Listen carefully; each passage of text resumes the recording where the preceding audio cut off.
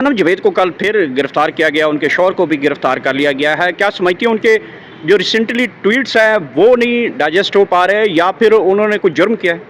मैं इस तरह से ग्रैंड अलायंस के ख़वातीन के ऊपर, सरकारी मुलाजमीन के ऊपर बेसिकली जब हम ये कहते थे ना इनके हाथ खुल गए हैं, इनके हाथ पीटीआई की ख़वातीन की चादरें खींचने से, हमारे घरों की चादर और चारदीवारी का तकद्दुस पामाल करने से ये सिलसिला शुरू हुआ था। और अब आप ये देख रहे हैं कि हर तबका फ़िक्र इनके शर से महफूज नहीं है। अनफॉर्चुनेट इस मुल्क में ये नहीं है, अनफॉर्चुनेट इस मुल्क में ये है कि एक वो हुकूमत जिसकी अवामी हमायत नहीं है, एक वो जिसे कह लें टिकटॉकर वज़ीर आला जो खुद।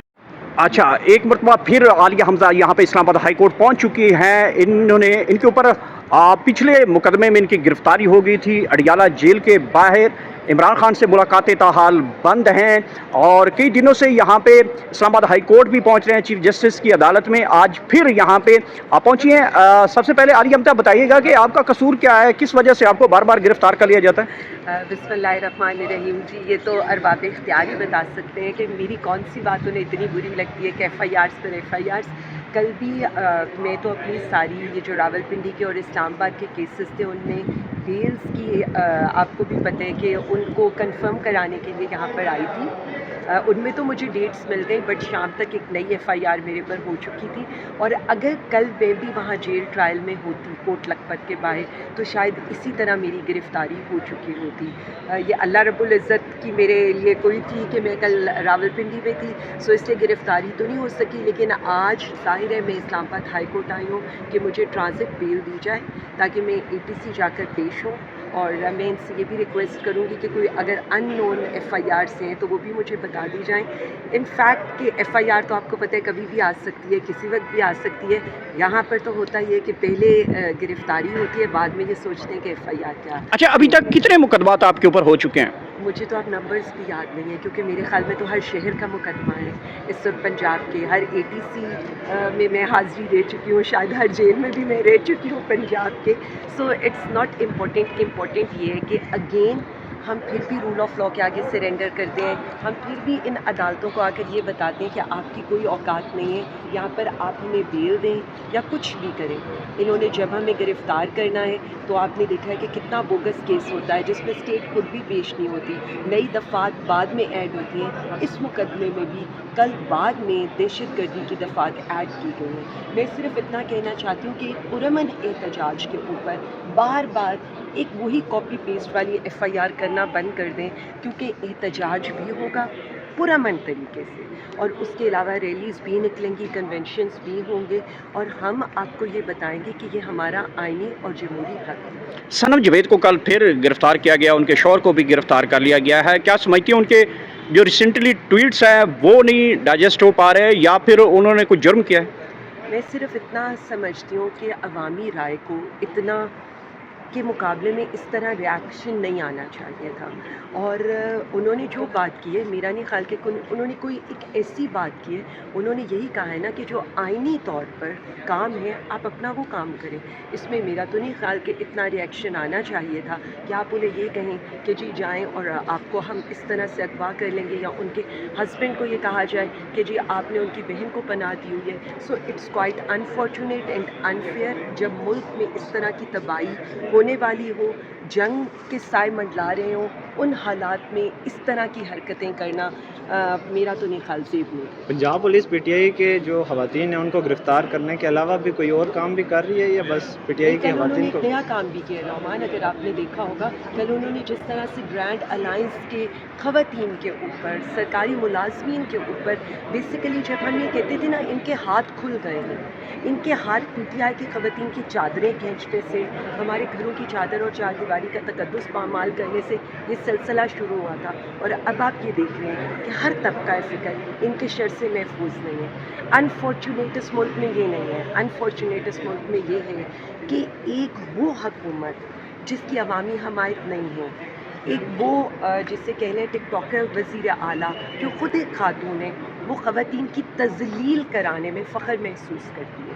اگر ان سے صنم جاوید کی باتیں ہضم نہیں ہوئیں, اگر ان سے گرینڈ الائنس کا وزیر اعلیٰ ہاؤس کی طرف, گرینڈ ہیلتھ الائنس کا وزیر اعلیٰ ہاؤس کی طرف خواتین کا جانا ہضم نہیں ہوا, تو میں صرف اتنا ان سے کہوں گی کہ یہ وقت گزرنا ہی ہے. لیکن میرے لیے جس طرح سے کل ان خواتین کی مین ہینڈلنگ کی گئی ہے, ان کی گرفتاریاں کی گئی ہیں, اور رات گئے جو ان کے اوپر حملے کر کے بالکل اسی طرح سے آپ نے ایک جگہ خالی کرانے کی کوشش کی ہے جو اپنا آئینی اور قانونی حق استعمال کرے تھے, تو یہ غلط ہے. اچھا, لاسٹلی یہ بتائیے گا کہ عالیہ حمزہ صاحبہ, پنجاب میں تو ہم دیکھ رہے ہیں کہ مریم نواز کی حکومت جو ہے وہ خواتین کی گرفتاریاں کروا دیتی ہے, بڑی ان کی پاور چلتی ہے, لیکن جو انڈیا کی گیدڑ بھبکیاں اس کے اوپر مریم نواز کیوں خاموش ہے تاحال؟ دیکھیے, میں صرف اتنا سمجھ سکتی ہوں, اور مجھے تو مطلب ابھی تک ان کی خاموشی سمجھ نہیں آ رہی ہے. میں نے تو کل بھی یہی کہا تھا کہ آپ چاہے یہی سمجھیں کہ انڈیا نہیں ہے, وہاں پر پی ٹی آئی کھڑی ہے. آپ پی ٹی آئی سمجھ کر ہی جواب دے دیں نا, آپ پی ٹی آئی سمجھ کر ہی انہیں للکار دیں, تم فتنہ ہو, تم انتشاری ہو, تم ملک, تم لوگوں کے جو ہے ہم تمہارے ساتھ ہماری تم لوگوں کی چادر اور چار دیواری کا تقدس پامال کر دیں گے, ہم تم لوگوں کی تمہارے ساتھ پتہ نہیں کیا کیا کر دیں گے. پی ٹی آئی سمجھ لیں, آپ ان کو جواب دیں انڈیا کو. آپ پنجاب کی جو ماں ہیں, پنجاب کی سرحدوں کے اوپر فورس لگی ہوئی ہے, اور ہم ان سے زیادہ ڈٹ کر جواب دے سکتے ہیں, کیونکہ ہم یہ کلیم کرتے ہیں کہ پاکستان ہمارا ہے, ہم محب وطن پاکستانی ہیں. صرف ان کی خاموشی نہیں, ان کے ابا حضور کی خاموشی بھی.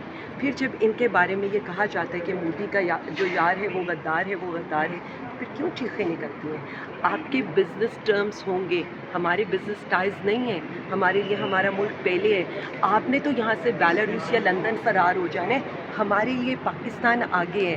نہ ہمارے علاج باہر ہیں, نہ جائیدادیں باہر ہیں, نہ ہمارے اہل و عیال باہر ہیں. آپ کی تو سارا کچھ باہر ہے, اور بھاگ بھی آپ نے باہر جانا ہے. ہم نے اس ملک میں رہنے, اس لیے اس کی سلامتی, اس کا استحکام ہمارے لیے ضروری ہے. ہم انڈیا کو بھی جواب دیں گے, اور ہم آپ کے بھی ہر ستم کا مقابلہ کریں گے.